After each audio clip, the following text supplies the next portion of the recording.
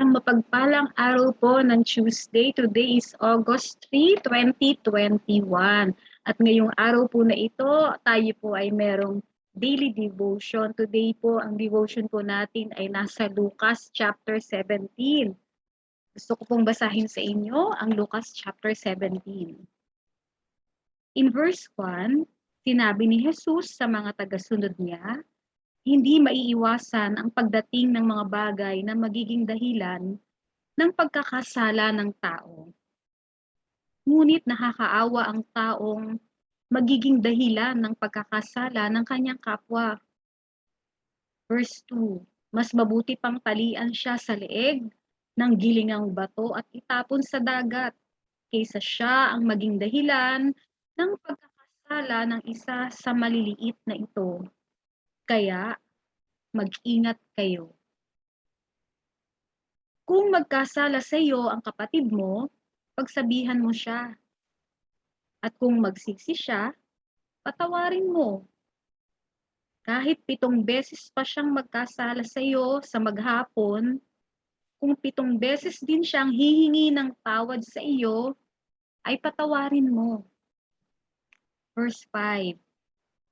Sinabi ng mga apostol sa Panginoon, dagdagan po ninyo ang pananampalataya namin. Sumagot ang Panginoon, kung may pananampalataya kayong kasinlaki ng buto ng mustasa, masasabi ninyo sa malaking punong ito, mabunot ka at malipat sa dagat, at susundin kayo nito. In verse 7, sinabi pa ni Jesus, halimbawa, may alipin kang nag-aararo o nag-aalaga ng mga tupa at kararating lang niya mula sa trabaho niya. Bilang amo, sasabihin mo ba sa kanya, halika na, maupo ka at kumain? Hindi, sa halip, ito ang sasabihin ninyo.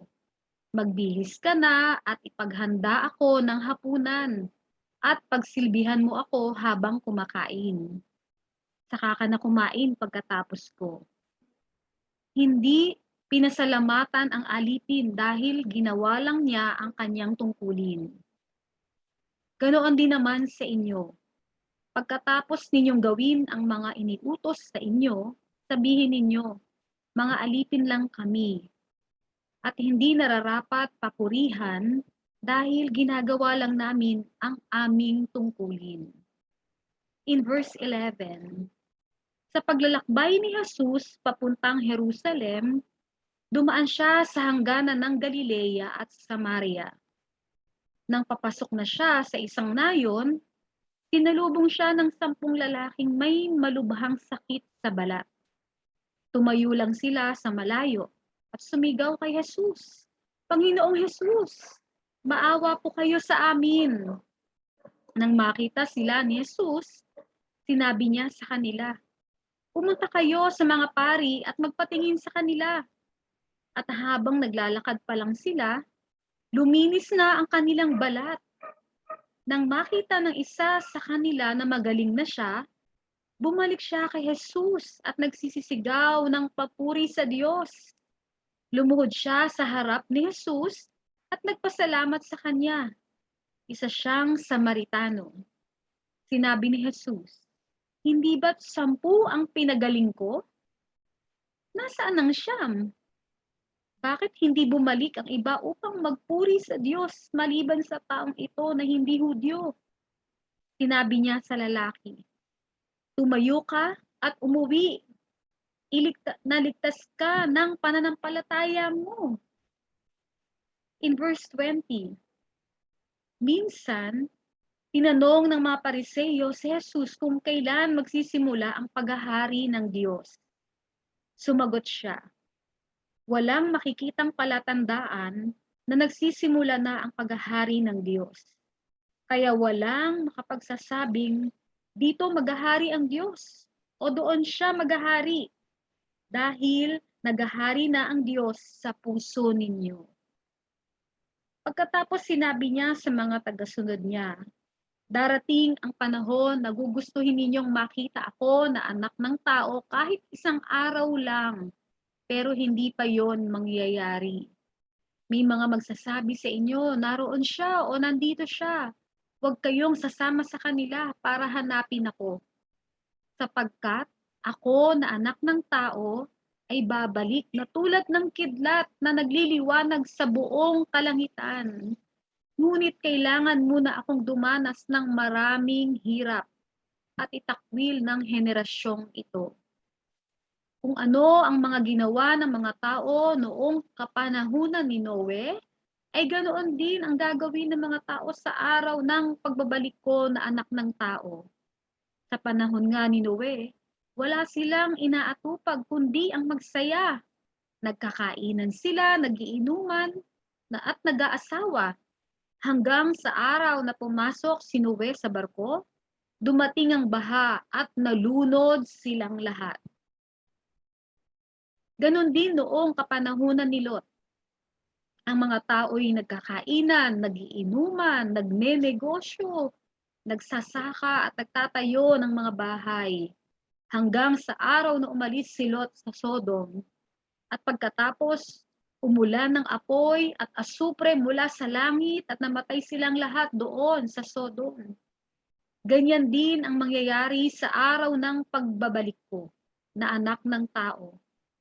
Sa araw na yon, ang nasa labas ng bahay ay huwag nang pumasok para kumuha ng mga ari-arian niya. Ang nasa bukid ay huwag nang umuwi. Alalahanin ninyo ang nangyari sa asawa ni Lot, sapagkat ang taong naghahangad magligtas ng kanyang sarili, ng kanyang buhay, ay mawawalan nito.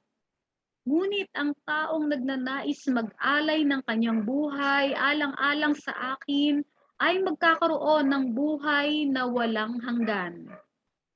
Sinasabi ko sa inyo, ang gabing yon kapag may dalawang natutulog na magkatabi, maaaring kukunin ng isa at iiwan ng isa. Sa dalawang babaeng magkasamang nagigiling, kukunin ng isa at iiwan ng isa. At kapag may dalawang lalaking nagtatrabaho sa bukid, maaaring kukunin ng isa at iiwan ang isa.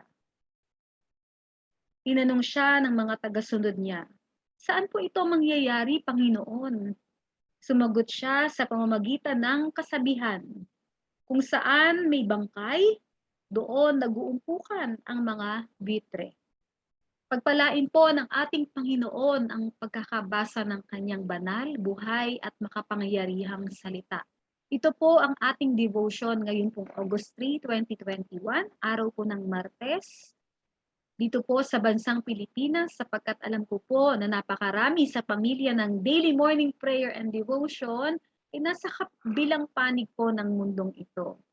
Ang atin pong pagtutuunan, ang teksto, ang verse na atin pong pagtutuunan po ngayon ay ang Lucas chapter 17, verse 5. Dito po ay sinasabi ng mga apostol sa Panginoon, dagdagan po ninyo ang pananampalataya namin. Napakaganda po, very timely sa panahon po natin ngayon. Ito po rin ang kahilingan natin sa ating Panginoon. Panginoon, dagdagan mo ang aming pananampalataya.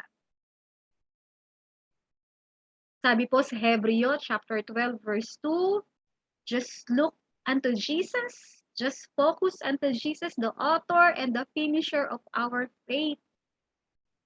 Kapatid, ang iyong pananampalataya ba ay nagdedelikado na dahil sa matitinding problema na nangyayari po ngayon sa mundo, lalong-lalo na po sa ating bansa? Manalangin po tayo sa Panginoon, katulad ng request po ng mga apostol na dagdagan ang pananampalataya. Sapagkat ito lamang po ang kakailanganin natin upang tayo po ay magkaroon ng mapanatag na buhay habang ang pandemyang ito ay dumadaan po sa ating kapanahunan. Ganon din po natin hilingin sa Panginoon na tayo po, dagdagan po niya ang pananampalatayang ito. Kailangan po natin ang pananampalatayang ito sa ating Diyos, sa panahunan pong ito, sa mga oras na ito, sa mga sandaling ito, na kung saan po napakaraming tao po ang hindi na alam ang gagawin, kanino natatakbo, kanino nalalapit, sino ang lalapitan, sino ang pupuntahan.